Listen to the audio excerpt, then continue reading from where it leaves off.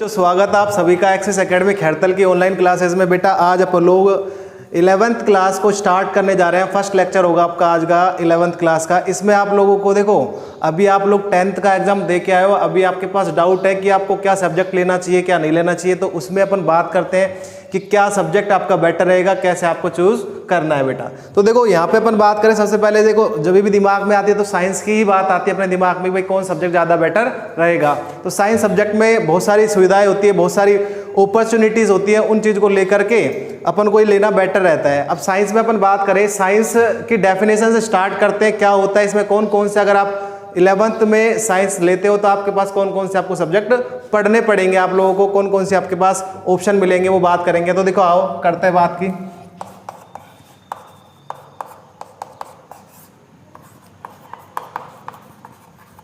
Science, देखो बेटा science जो सब्जेक्ट है बड़ा ही इंटरेस्टिंग सब्जेक्ट होता है। इसमें अपन बात करें, इसकी डेफिनेशन से स्टार्ट करें, अपन कहते हैं प्रकृति के क्रमबद्ध अध्ययन सर्जित ज्ञान एवं प्रयोगों द्वारा प्रमाणित ज्ञान को ही क्या कहते हैं, विज्ञान कहते हैं। यहाँ पे अपन बात करें जो आपका साइंस शब्द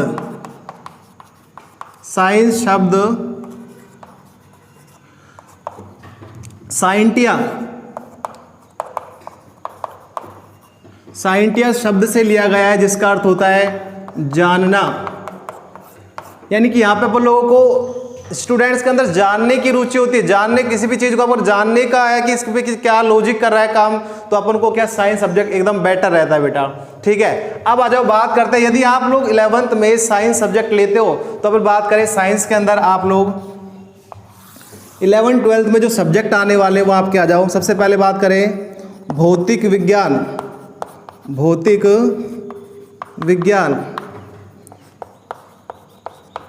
फिजिक्स।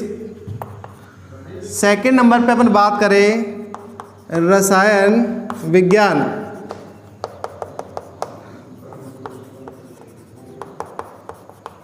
केमिस्ट्री। और थर्ड नंबर पे आपको चूज मिलता है बेटा, आप वहां पे बायो ले सकते हो, जीव विज्ञान ले सकते हो, और मैथमेटिक्स ले सकते हो, गणित ले सकते हो। आ जाओ बात कर ले, ये लो जीव विज्ञान और आपका आ गया गणित ऑप्शन में।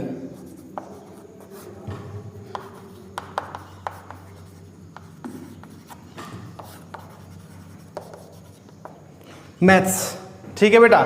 अब अपन बात करें बेटा, मैं आपका केमिस्ट्री टीचर, आपका केमिस्ट्री पढ़ाने वाला, तो अपन देखो ये सारे सब्जेक्ट इंटरेस्टिंग है। अपन बात करेंगे मेनली किसकी, केमिस्ट्री की बात करेंगे। देखो यहाँ पे क्या होता है, देखो समझना ध्यान से, केमिस्ट्री को क्या कहे अपन लोग, क्या ना करें। देखो यहाँ पे केमिस्ट्री सबसे पहले आ जाती है डेफिनेशन की बात। तो अपन कहते हैं कि विज्ञान की वह शाखा जिसके अंतर्गत पदार्थ की संरचना, संगठन है, उसके भौतिक एवं रासायनिक गुणों का अध्ययन किया जाता है, वो क्या कहलाती है, रसायन विज्ञान कहलाती है। तो अब बात करें पदार्थ की संरचना, सेकंड संगठन, और थर्ड उसके भौतिक एवं रासायनिक, यहाँ पे गुणों को अपन लोग क्या करते हैं, स्टडी करते हैं बेटा। अब बात करें दूसरी, रसायन विज्ञान का जनक, फादर ऑफ केमिस्ट्री, तो अपन कहते हैं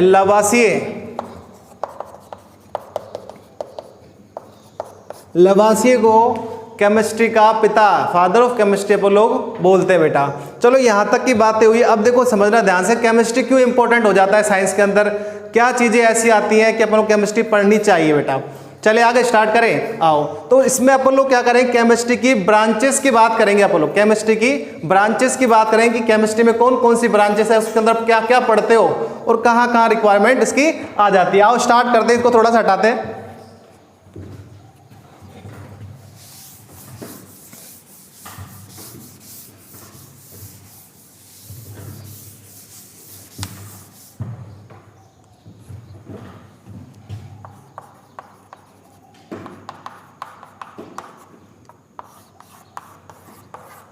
ये लो स्टार्ट करते हैं केमिस्ट्री को। रसायन विज्ञान, यहाँ पर अपन ब्रांचेस की बात करें, सबसे पहली ब्रांच देखें अपन लोग अकार्बनिक रसायन विज्ञान।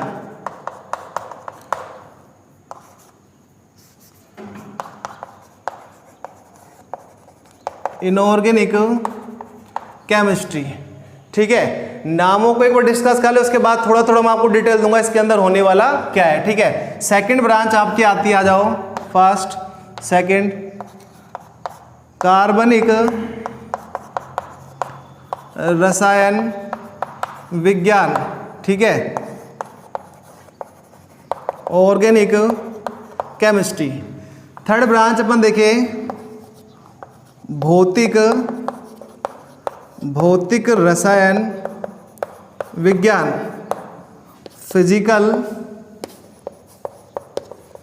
Physical chemistry.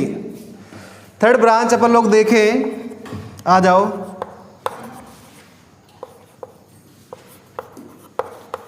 विश्लेषणात्मक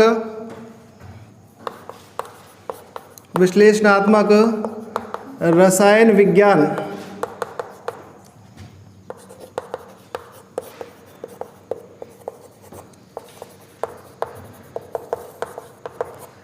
एनालिटिकल केमिस्ट्री आपकी, आ जाओ अगला देखते हैं। नेक्स्ट ब्रांच में अपन आते हैं, फिफ्थ आपकी कृषि रसायन विज्ञान।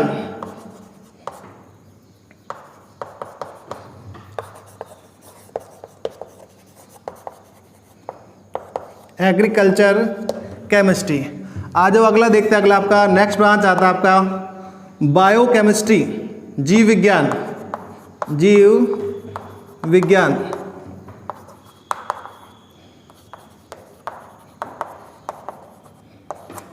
अगला आता है आपका औद्योगिक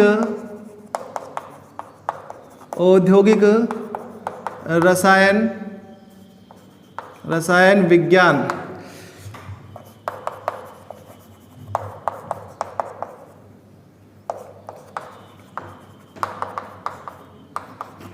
इंडस्ट्रियल केमिस्ट्री। और एक आपका आता है नाभिकीय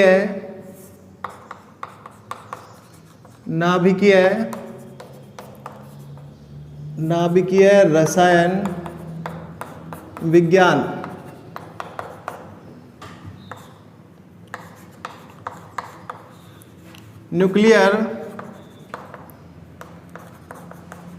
न्यूक्लियर केमिस्ट्री। तो देखो ये आपकी कुछ मेन सी ब्रांचेस अपन ने देखी है कि भाई ये आपके ब्रांचेस है, तो इनके अंदर अपन लोग कैसे क्या स्टडी करेंगे उस चीज को अपन लोग देखने वाले हैं। आओ स्टार्ट करते हैं। फर्स्ट ब्रांच से आप लोग स्टार्ट कर रहे हो, यहाँ पे अपन बात करते आ जाओ कि अकार्बनिक रसायन विज्ञान। तो अपन कहते हैं, देखो आवर्त सारणी आप सभी ने पढ़ी है, तो आवर्त सारणी पर अपन लोग कहते हो कि अब तक 118 तत्व ज्ञात होने का दावा किया जा रहा है कि 118 तत्व आपको अब तक ज्ञात हो चुके हैं। तो अपन कहते हैं कि केमिस्ट्री रसायन विज्ञान की इस शाखा के अंतर्गत कार्बन को छोड़ करके और बाकी जितने भी तत्व है उन तत्वों का और उन तत्वों से बने हुए यौगिकों का अध्ययन किया जाता है। तो ये आपकी हुई कौन सी, अकार्बनिक रसायन विज्ञान। अब बात करते हैं, बात आती है सेकंड ब्रांच की आपकी, तो वो है आपकी ऑर्गेनिक केमिस्ट्री, कार्बनिक रसायन विज्ञान। तो अपन कहे देखो आवर्त सारणी के 118 तत्व एक तरफ, 117 तत्व एक तरफ, बचा एक कार्बन अकेला एक तरफ। ये एक कार्बन इतना ज्यादा रिएक्टिव होता है, इतने ज्यादा इसके प्रोडक्ट है कि केमिस्ट्री में इसकी एक अलग से ब्रांच बनाई गई है अकेले कार्बन के लिए। तो अपन कहेंगे कार्बनिक रसायन ऑर्गेनिक केमिस्ट्री के अंदर केवल कार्बन के यौगिकों का अध्ययन किया जाता है।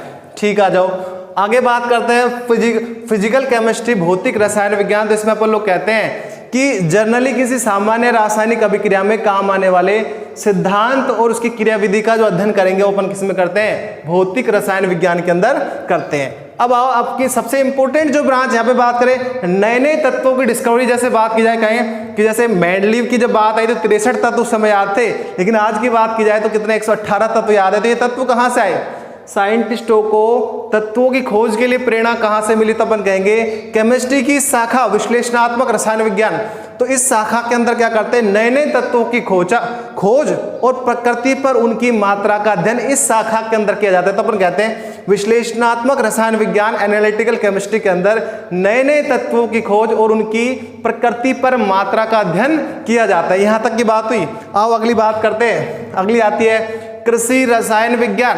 तो देखो एक बात सुना बेटा, मैं छोटा सा इस पे एक टॉपिक बताना चाहूंगा आपको कि देखो जब बात करें पहले 1990 के दशक में आपके पास कहें एक बीमारी आई थी प्लेग। उस समय के जो आपके प्रधानमंत्री थे उन्होंने जनता से अपील की थी कि देखो अनाज की कमी है, तो सारी जनता से मैं अपील करता हूं कि एक टाइम खाना खाए, एक दिन में एक टाइम खाना खाए। यानी कि उस समय क्या नहीं था, सारी चीज थी, खेत भी बराबर थे, आपके पास पानी वगैरह भी ठीक थे, लेकिन क्या वो उत्पादक जो क्षमता थी ना वो उन खेतों की उतनी ज्यादा नहीं थी। कुल मिला के अपन बात करें कि प्रोडक्शन जो होता था अनाज का वो कम होता था।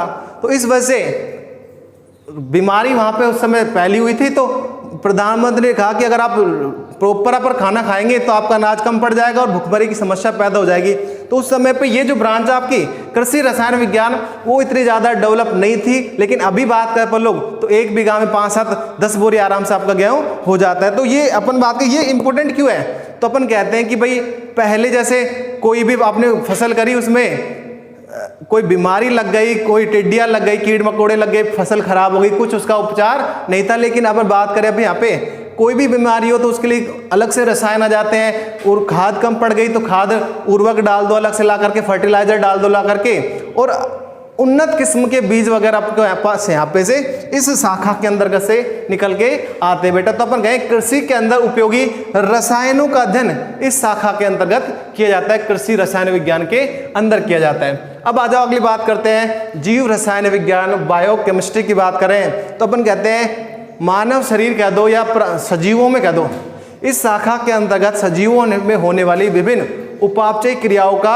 और उनके प्रोडक्टों का अध्ययन किया जाता है, कैसे क्या उपापचय क्रियाएं आपकी संपन्न होती है। आज अगली बात करते हैं औद्योगिक रसायन विज्ञान। औद्योगिक रसायन विज्ञान इंडस्ट्रियल केमिस्ट्री। तो अपन कहते हैं इस शाखा के अंतर्गत क्या करेंगे अपन लोग, विभिन्न पदार्थों के औद्योगिक स्तर पर निर्माण के लिए उनकी जो रिएक्शन है, क्या किसको मिलाएं, क्या बनने वाला वो, और उसकी क्रिया विधि का अध्ययन अपन लोग करते हैं। तो हम कहें विभिन्न पदार्थों के निर्माण संबंधित अभिक्रियाओं और उनकी क्रिया विधि का अध्ययन इस शाखा के अंतर्गत किया जाता है। ठीक है, अब आपका सबसे इंपॉर्टेंट जो कहें अपन लोग, ये दोनों ब्रांचेस अपने आप पे एक अलग ही छवि छोड़ के जाती है। अपन बात कहें नाभिकीय रसायन विज्ञान की, तो देखो नाभिकीय रसायन विज्ञान में कहें कि इस शाखा के अंतर्गत नाभिकीय ऊर्जाओं को प्राप्त करने की विधियों का अध्ययन अपन क्या करते हैं, इस शाखा के अंदर करते हैं। अब नाभिकीय ऊर्जाएं कैसी होती है, जैसे नाभिकीय संलयन, नाभिकीय विखंडन, ऐसी अभिक्रियाएं। अब देखो जैसे अपन बात करें जैसे परमाणु बम हो गया, हाइड्रोजन बम हो गया,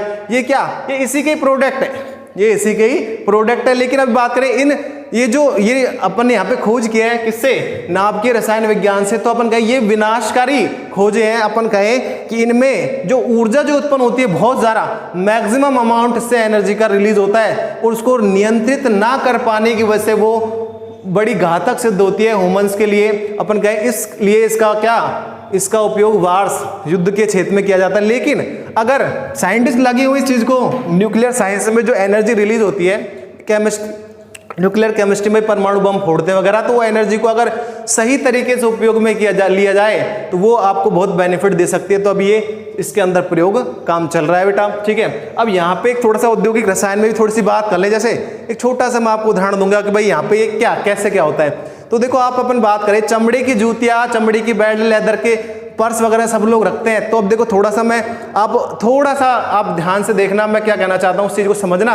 मैं ये कह रहा हूँ क्या कि भाई जैसे जनरली बात है चमड़ा मतलब अपने एक दिमाग में आती है कि भाई चमड़ा जो है भैंस की खाल होती है ऊपर से। ठीक है, अब आप सबने देखा है कि जब भैंस मर जाती है तो कुछ दिन बाद अपन क्या करते हैं, उसको फेंक आते हैं भाई जाकर के कहीं सुनसान सा देख के, इधर देखा उधर देखा कोई नहीं आ रहा, चलो फेंक दो, हटो ठीक कोई नहीं है।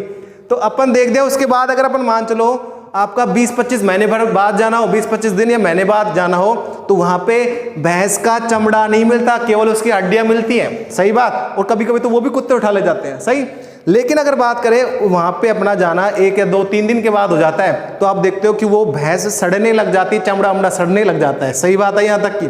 लेकिन अपन बात करें, जैसे दादाजी की बात करें, जूतियां लेके आए चमड़े की और बढ़िया कह दिए फलाने के ब्याह में फेरना है वो जूतियों को, और रख दिया अलमारी के अंदर। तो जैसे 20 दिन बाद 10 दिन बाद वो जूतियों को निकालते हैं तो क्या सड़ जाती हो? नहीं, वो एज इट इज डिक तो रहती है। तो उसके पीछे कुछ कारण सोचा होगा आप लोगों ने, क्या कारण होता है बताइए? कि भाई भैंस मर जाती है तो 5-7 दिन बाद वो सड़ जाती है और खत्म हो जाता है काम उसका गड़गड़ा करके, लेकिन जूतियां प्रॉपर एज इट इज डिक्टो आपके पास में बची रहती है। तो ऐसा क्यों? ऐसा क्यों? तो अपन कहते हैं यहाँ पे केमिस्ट्री बहुत बढ़िया काम करती है। आपके केमिस्ट्री कौन सी शाखा? आपकी औद्योगिक रसायन विज्ञान। तो अपन कहें देखो इसके पीछे लॉजिक मैं आपको बता देता हूँ। देखो केमिस्ट्री में कैसे क्या उसको सुधारा जाता है चमड़े को। देखो अपन कहें जो सामान्य चमड़ा था वो सड़ रहा था 3 से 5 दिन के बाद में, लेकिन जो लेदर का, बेल्ट का, जूतियों का जो चमड़ा होता है वो 5 से 7 दिन बाद खराब नहीं होता है। तो अब ये क्यों नहीं होता, अब सुनना ध्यान से।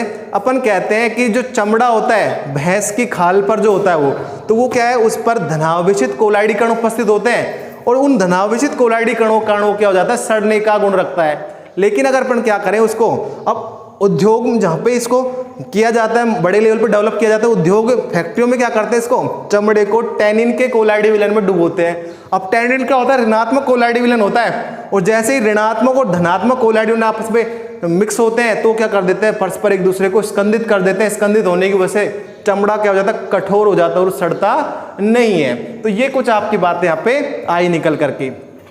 और अपन बात करें एप्लीकेशन केमिस्ट्री की फील्ड की बात करें अपन, इसके एप्लीकेशन भाई कहाँ पे उपयोगी है। तो देखो एक बात समझ लेना ध्यान से कि आप आसपास अपन जितने भी प्रोडक्ट कह दो, जितनी भी खाद्य पदार्थ कह दो, ठीक है, कुछ भी कह दो, सब में क्या आपका केमिस्ट्री काम में आता है। तो स्टार्टिंग करते हैं जैसे खाद्य पदार्थों में केमिस्ट्री, इसके फील्ड की बात करें, एप्लीकेशन क्षेत्रों की बात करें, कहाँ पे आपके उपयोग में आती है, तो ऐसा कोई क्षेत्र नहीं जहाँ पे आपकी केमिस्ट्री काम में नहीं आती है। तो सबसे पहले मैं बात करूँ जैसे खाद्य पदार्थों में अपन लोग बात करें, तो देखो खाद्य पदार्थों में साफ आपको दिखने को आ जाता है। जैसे अपन कहें खाद्य परिरक्षक कहें कि कुछ चीज़ जैसे अचार वगैरह डालते हैं अपन लोग, तो वो सड़ते नहीं है।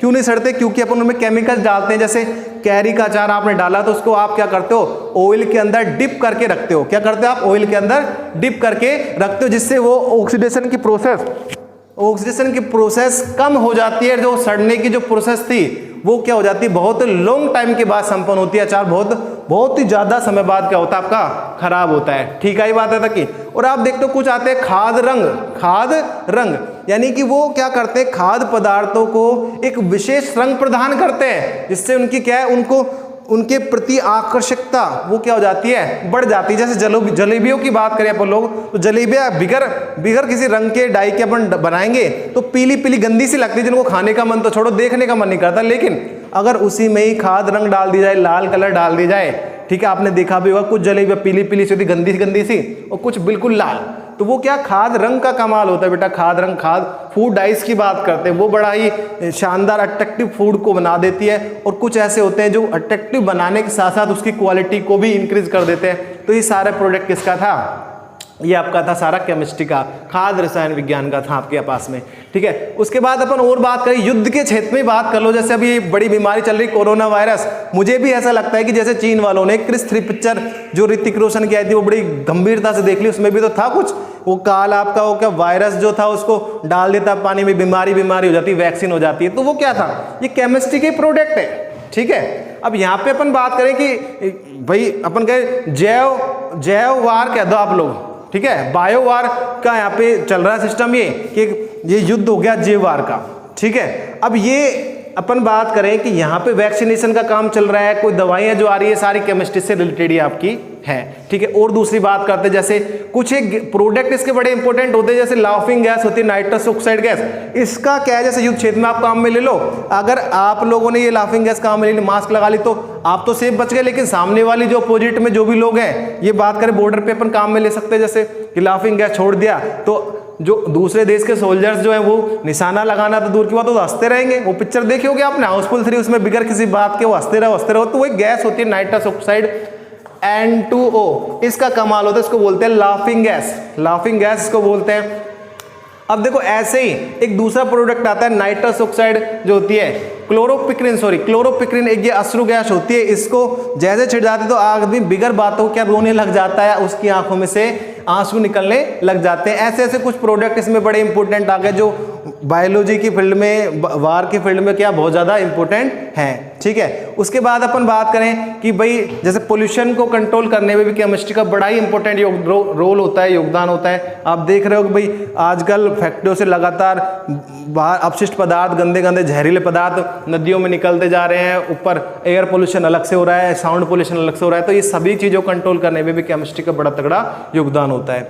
ठीक है, इस तरीके से आपने देखा कि केमिस्ट्री जो है, केमिस्ट्री की साइंस की एक ब्रांच है बेटा। मैंने आपको एक के बारे में बताया, ऐसे ही फिजिक्स के बड़े अपने रूल होते हैं बेटा, बड़ी इंपॉर्टेंट होती। कुछ भी काम जैसे क्रिया प्रतिक्रिया का नियम न्यूटन का, मुझे तो यही आता है बस एक ही, भाई अगर आप किसी पे क्रिया करोगे तो वो आप पे प्रतिक्रिया पलट के जरूर करेगा। ये कुछ इंपॉर्टेंट से ऐसे भौतिक विज्ञान की बात हुई। बायोलॉजी तो अपने आप में एक महान ब्रांड है, महान ब्रांड है। ठीक है, ये बात है तक की। और मैथ का तो क्या कहना। तो इस तरीके से आप देखें। अब देखो एक बात तो समझना कि आपने चलो ये ले लिया, अपॉर्चुनिटीज क्या आती है तो अपन कहते हैं देखो अपॉर्चुनिटीज साइंस के क्षेत्र में तो बहुत ही ज्यादा है। मान के चलो कहीं पे आप कंपटीशन में जाओगे तो भी, बाकी आप चाहे नेवी, एयरफोर्स, आर्मी वगैरह कुछ में भी चल जाओ, यहाँ पे आपके अलग से कोटा होते हैं साइंस के फील्ड के बेटा। ठीक है, तो इस तरीके से आज के लेक्चर में आपका 11th वालों बच्चों के लिए कि भाई क्या आपका सब्जेक्ट ठीक रहेगा, क्या आपको पढ़ना चाहिए, क्या नहीं पढ़ना चाहिए, वो अपन ने बात की है बेटा। ठीक है, ठीक है बेटा, थैंक यू। आज के लेक्चर में इतना ही।